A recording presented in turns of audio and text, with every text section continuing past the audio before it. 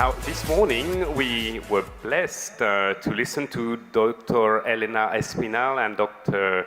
Stephen Murphy Shigematsu from the Americas. Now we are making our way towards where we are, Thailand, with a stop somewhere between Belgium and Ethiopia to welcome a magnificent provocateur, someone who is all about service and human rights, someone who does that through coaching, leadership, training and writing, who's got some 20 years of experience in training and coaching, and who started her career with working with civil war survivors and with women surviving in red light districts and with also communities living in very precarious conditions in Africa. We are very blessed and honored to welcome her today. Dr. Yene Asseguet, please put your hands together to welcome Yene on stage. Don't make me shy now. Thank you. Is it loud? Can you hear me? Okay, I'm hearing myself too much. Okay. I'm going to take a deep breath because it's very impressive to see you all this way. Maybe you can also take a deep breath. Okay. I'd like to start, before we start the session, I'd like to have 30 minutes in remembrance of His Majesty, the late King of Thailand. So if you could close your eyes and just for 30 seconds, remember him and bless him.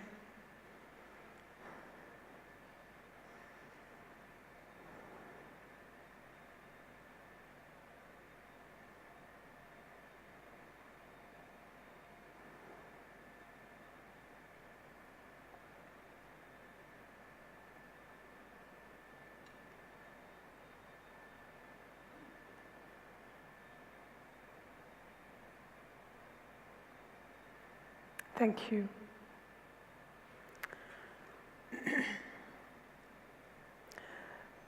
And, oh, that's my alarm? Is it my alarm?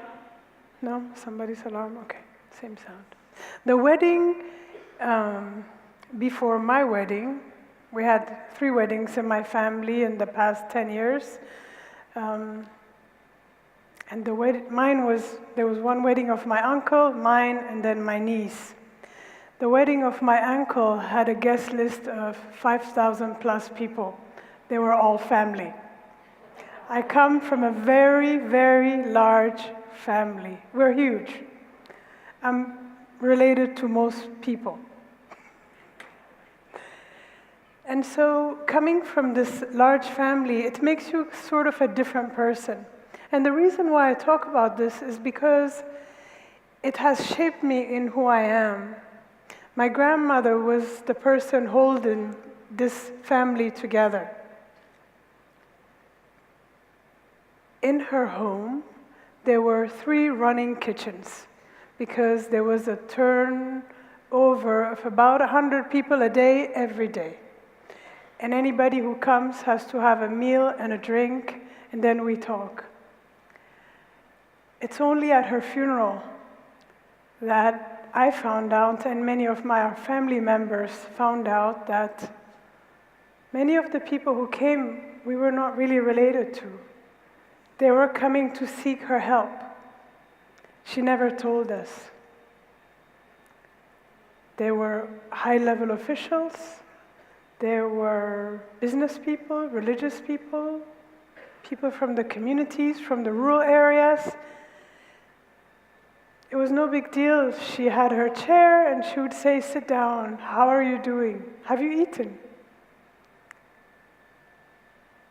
What would you like to do? How can I help? How's your mother? How's your wife?" And this is how it started. When I found this out, she passed away in 2008.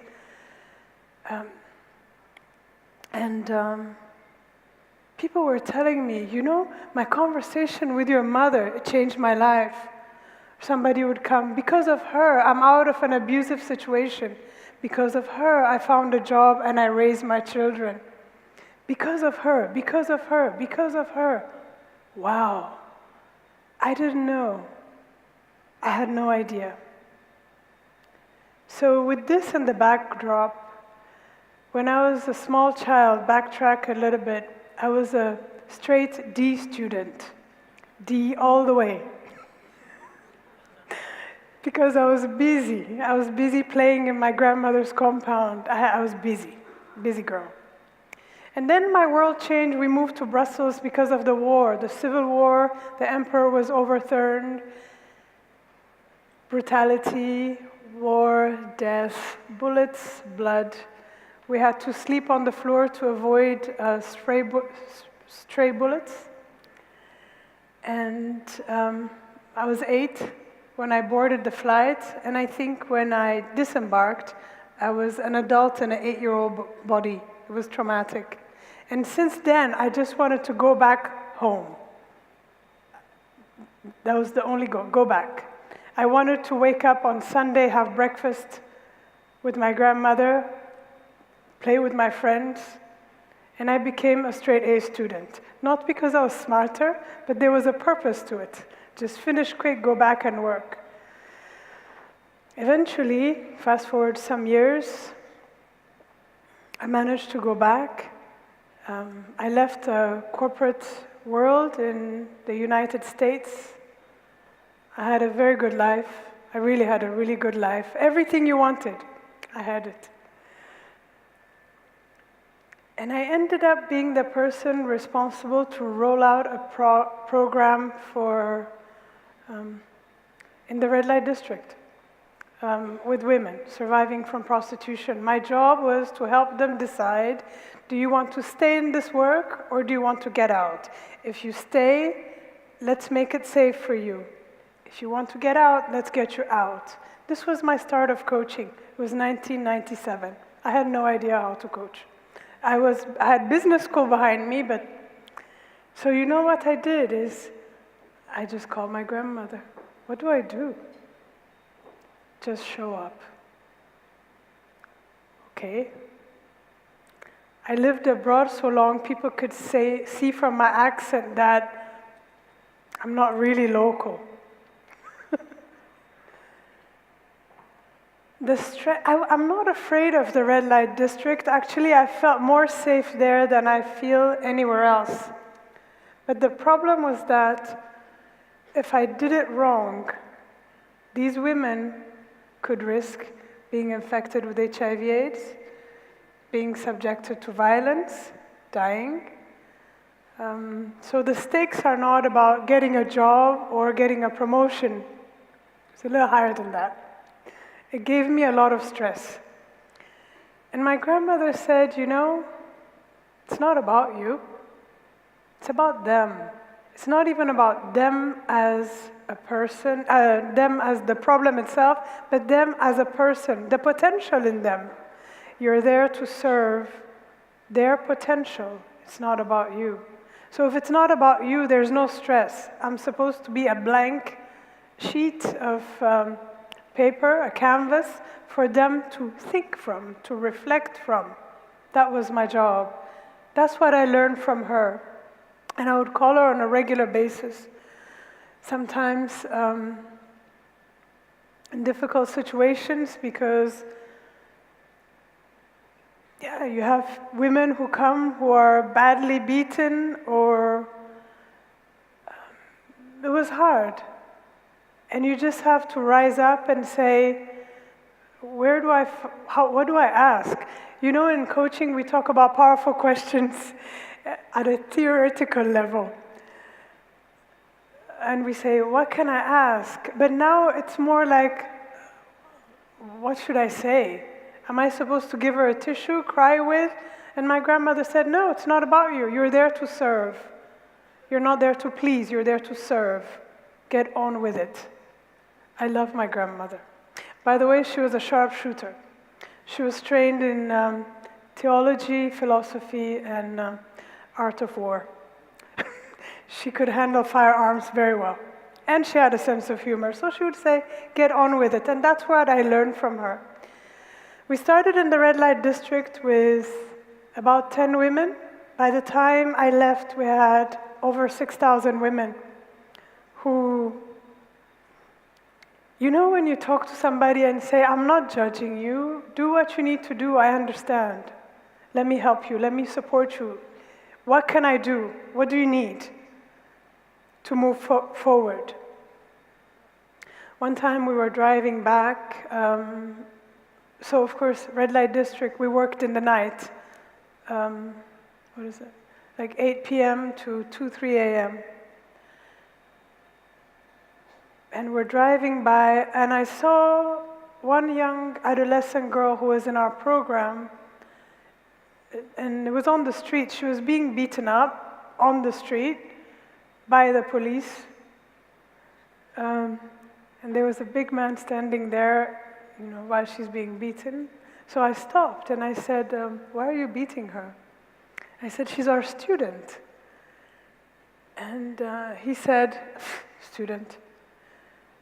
He said, water, I'm trying to translate. He said, water would go faster into a stone than knowledge in her head. And you say, wow. And she was on the floor saying, you know, he just got me drunk so that I could have sex without protection. I'm not doing that. She was in our program. She was one of our coaches. She's like, I'm not doing that. And as a coach, what do you say? I say, you know what, she's our student.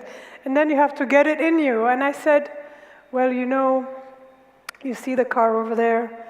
There's a camera filming everything. Tomorrow it's going to be on TV if you don't let her go. There was no camera. It was bluffing.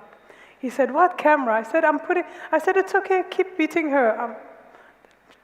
Yeah, make sure you record it where, yeah, thank you. So little do you know, things happen in there, but it wasn't about me. It's about saying, serve. And this is when you serve for humanity. It's not about me being a coach or saying, I have a client or I don't have a client, but it's about saying, in this lifetime, why am I here on this earth? What will be different because I lived 50 years, 60 years, whatever, however long I live? What will be different? How many ripples of goodness would have happened because I did what I did in benefit of someone's potential? Earlier this morning, Dr. Stefan mentioned about loyalty and service to the master. In my community in Ethiopia, it's very important. As someone who serves, so technically a servant, your pride comes in which master are you serving? It's like, whose child are you? Whose child are you? Who are you, really? And in my language, we say Fatari, and Fatari means the creator. That's who we are loyal to, and that's who we serve. So it doesn't matter what I think, it doesn't matter what you think. My only purpose is to serve the best I can, because you can't really fool the creator. The creator knows if you're doing your best or not. So as coaches, when we serve for humanity, it's really about asking ourselves, who am I serving? Am I serving myself, feeling good about hearing somebody tell me about their problems, and in the back of my head I'm saying, thank God that's not me. Tell me more.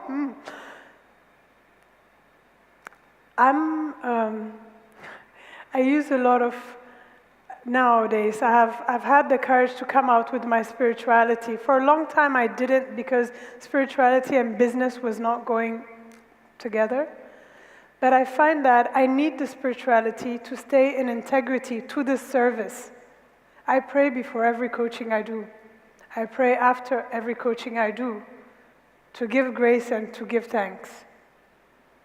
My prayers are not long and complicated.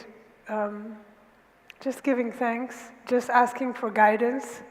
And this keeps me on track. It allows me to go through the difficult challenges, and it allows me to serve even beyond what I know.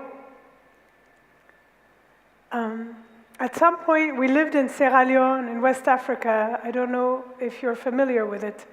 The civil war was between 91 and 2002. Has anybody seen the movie Blood Diamond? Hands up. I lived there. We moved there a little bit after the end of the Civil War. And again, we were hesitating. Our children were small, 3 and 5.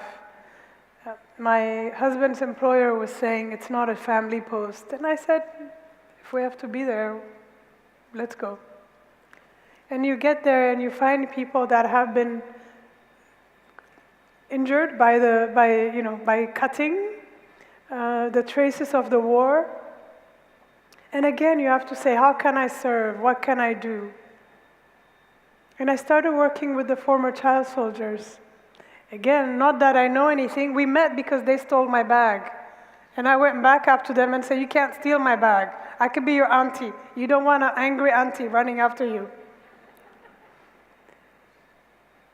It was amazing work. But there's not too much time to go in length about it. And maybe in the hallways we can talk about it. But I just want to tell you that even in that situation, when you're faced in front of somebody and you're working with them, that we don't get stuck to the word coaching, that we can drop the word and say, I'm here to enable you reach your potential. What can I do?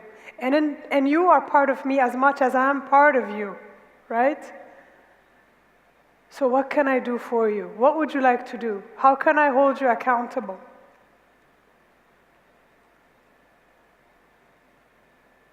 Again, it's about knowing that I'm here to serve the Creator. I'm not here to serve anybody else. Nothing else matters. Life is short. So when we show up in service for humanity, when our Master is the Creator, we have nothing else to do but to show up. Doesn't matter. You don't need recommendations, connections, business cards, that you're willing to say, I'm here to serve. Wherever you want me, I will be, and I know you will take me there. I'm here to serve. And in this way, we can serve humanity. And I think as coaches, we have a unique opportunity to touch the lives of people very deeply and to create huge positive ripples.